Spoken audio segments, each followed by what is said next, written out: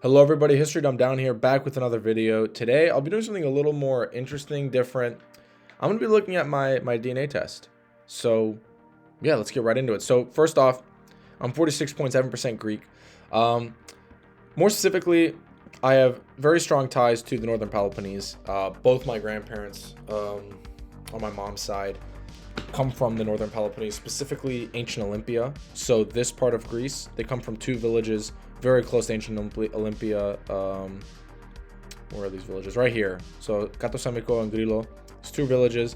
And yes, they're very close to ancient Olympia. And this other city called Pyrgos.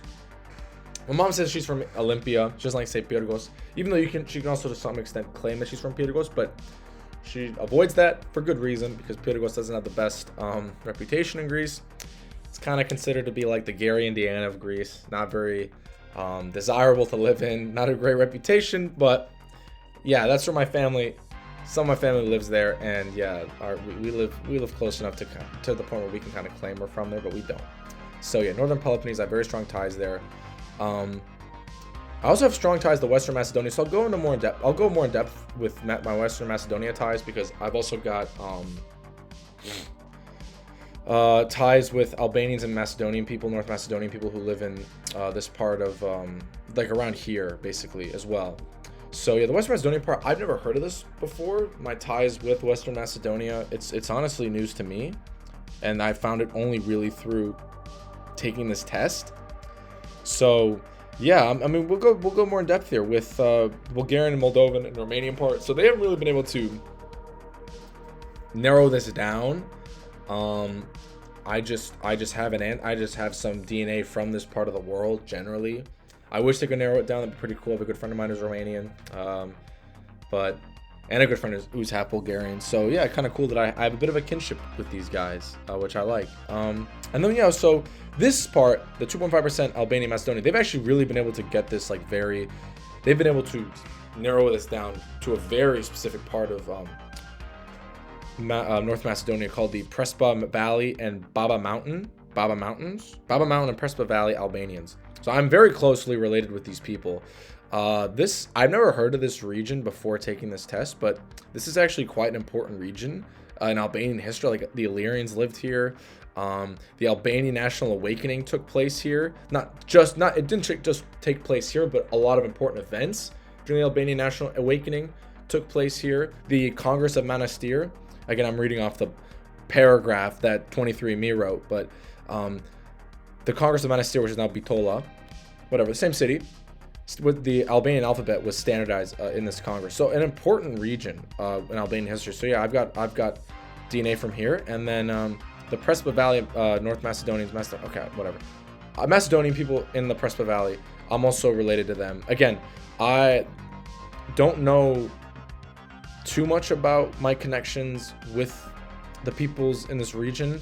I don't know how it came about. I literally have no clue. I've never heard of anything from my mom about having family or ancestors from this region. But I definitely want to look into it. And it's really cool. Now moving on over to Italia. So when I took this DNA test 2 years ago, 23andMe has a habit of refining your DNA test. And so over time, the test gets more accurate and the percentages will change. And so when I first took this test, I thought I was 3.7% Italian. And I just thought to myself, the Italian was probably from, I thought either Sicily or Calabria. But now I've discovered that the Italian is actually from Sardinia, and it's 0.5% this time. And so I was really happy to find out I was actually part Sardinian, because Sardinia is such a unique region of Europe. I'd argue the most unique region in Europe because, well, a few reasons. First of all, their ancient civilization. The Sardinians had an ancient civilization called the Nurhagic Ancient Civilization. And if you ever played Rome Total War II, there was a DLC pack called The Rise of the Republic. It was the last Rome Total War II DLC pack to my knowledge. And it was about the Roman Republic, but it was when Rome was like small and still kind of a city-state. And they're only really based in like Latium. And so they had the Etruscans in the game, the Samnites. They had the Greeks in the south. They had Carthage, and they also had the Nurhagic people, the Nurhagic civilization in Sardinia. And in the game, you can play as the Nurhagic, and you can actually one of the cool parts about the Nurhagic is that their main enemy is the Carthaginians, because the Carthaginians try to take over Sardinia. And so that in the game, you can do like a guerrilla war against the Carthaginians. And what's cool is that the Carthaginians enter your territory, they automatically take losses, like they suffer from troop attrition. So it's a fascinating civilization. They built like these interesting little stone structures. Let me actually Google it. Let me show you guys a Narhagic civilization. Like really fascinating stuff here. Like look at that. These stone structures they built. This guy made a YouTube video. Yeah, cool little Ippernick the Great. Thank you, Ippernick the Great, for this great video. Just really fascinating stuff. From the Narhagic people.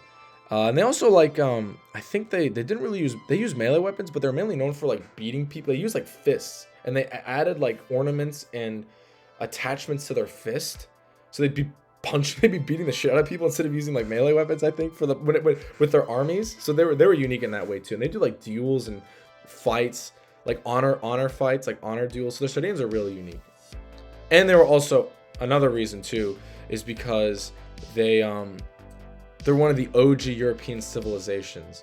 They're one of the only, I think not the only, but one of the only European civilizations that have, I think they have the lowest amount of Indo-European DNA. Like they have the highest level of Anatolian farmer DNA and the lowest amount of Indo-European DNA. Someone fact check me on that, but the Sardinians have very unique genetics, and they've pretty much have stayed pretty consistent, I think, throughout the years, and they're highly differentiated from the rest of Europe. So I'm very proud of that. I think that's very cool. Sardinia is very unique. Moving on over to Northern West Asian, it's all Cypriot. All my family on my dad's side comes from Cyprus. They've been living in this region of Cyprus for pretty much their whole life. For as long as I can tell, as long as I've known, all from this little region of Cyprus where they come from a village that's in between Larnaca and Limassol. I went to Cyprus like about 10 months ago. Loved it. Cyprus is a great country. Really good. I actually kind of preferred it over Greece. Hot take. I really liked Cyprus. Yeah. So now moving on to the trace ancestry. This is like, I think, ancestry that's like kind of like, it's very, obviously it's very low percentage. And when you first take the test, the trace ancestry kind of gets like eliminated, like because as they're going through your DNA and updating it. But this is actually, these same percentages have stayed the same since I took the DNA test 2 years ago. So I think I am 0.4% Northern Indian Pakistani. I think this actually makes sense. Like one of my ancestors probably was a Romani person, because to my knowledge, one of my ancestors actually intermarried. She once ran away with she once ran away from her family and joined a Romani caravan and became the Gypsy Queen. She became, through her marriage, the Gypsy King. So yeah, interesting piece of family lore right there. So there's that.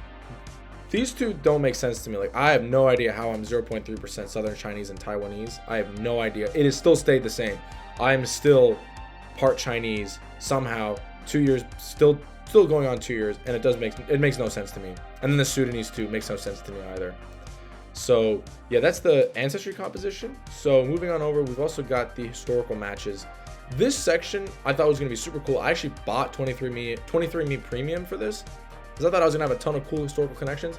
I'm only connected to like 4 people, and none of them are famous because they actually have famous people here.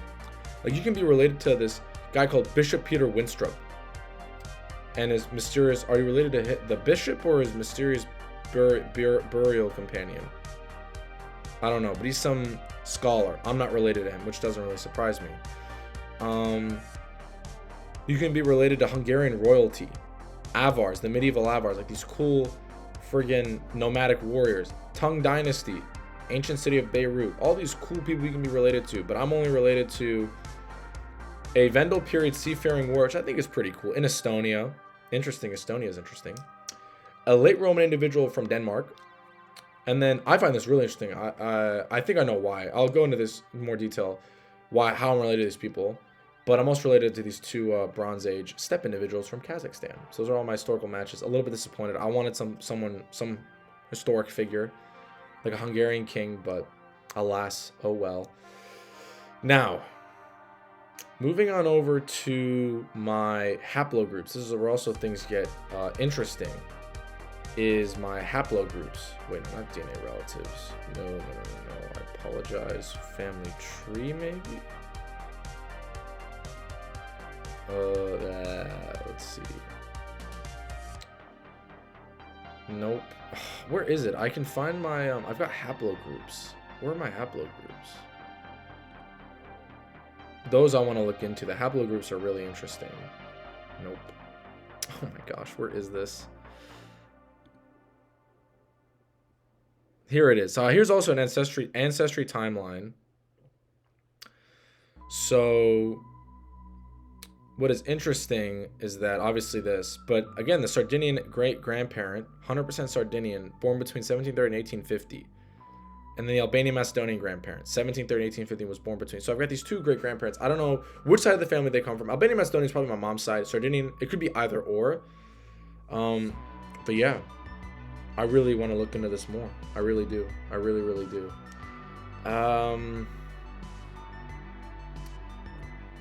Here's the parental inheritance part. No, wait. No. Oops, no. I gotta, oh. DLC. Here we go. Haplogroups. So my mom's side of the family, I am a U5A1, which for Greek people apparently is quite rare. It's actually very rare. It's actually mainly held by people from like Norway and northern Germany. Today, most commonly found in Norway, northern Germany. So I think, to my knowledge, these were people who, usually the people who come from this haplogroup lived in southern Europe and then they migrated once the glaciers had receded. But it seems either my ancestors, most likely my ancestors stayed, but then again, the U5A1 could have came in from someone who was from the north and brought it in. So either or, I don't know the specifics. I don't know how it works, but they exist, but it's rare. So yeah, and so that's where the U5A1 comes in, and that's how I think I'm related to those Kazakhstani nomadic peoples, the two Viking guys. I think that's where it comes from my mom's side. But yeah, I think that's really cool. And then my dad's side, honestly, my dad's haplogroup is kind of boring. It's like very common amongst people in Southern Europe, but it's still, it's not, I shouldn't say boring. It's still interesting because these people were like the JM92. These people were some of like the first farmers in the world. Like they basically brought farming to Europe. So I think that's pretty awesome. And yeah, that's my JM92. Yeah, look at that. Your haplogroup was carried by the first farmers. Wow, lived in the Fertile Crescent. They went into Armenia first. Wow. Okay, sick, awesome, love it.